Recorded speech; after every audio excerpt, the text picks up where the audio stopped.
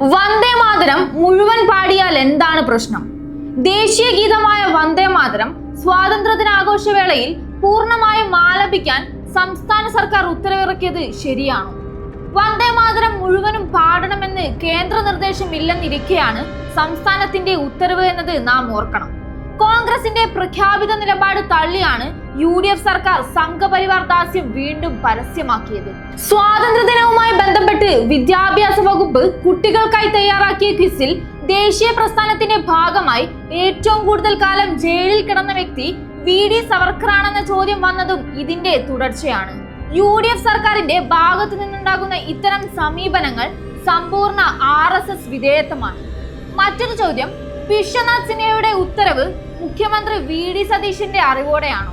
ഭരണതലത്തിലെ ഏറ്റവും മുതിർന്ന ഉദ്യോഗസ്ഥനായ ചീഫ് സെക്രട്ടറിയോട് ലോക്ഭവൻ നിർദ്ദേശിച്ചാലും മുഖ്യമന്ത്രിയായി ആശയവിനിമയം നടത്തിയേ തീരുമാനമെടുക്കൂ. സർക്കാർ നയമാണ് സെക്രട്ടറി നടപ്പാക്കുക.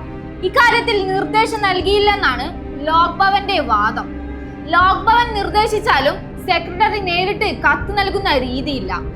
തിരഞ്ഞെടുക്കപ്പെട്ട സർക്കാരിൻ്റെതാണ് തീരുമാനം.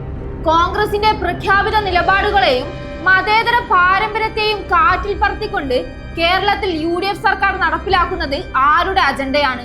കേന്ദ്രത്തിന്റെയോ ലോക്ഭവന്റെയോ സമ്മർദ്ദങ്ങൾക്ക് വഴങ്ങി സംഘപരിവാർ പാത പിന്തുടരുകയാണോ കേരളത്തിലെ ഭരണകൂടം?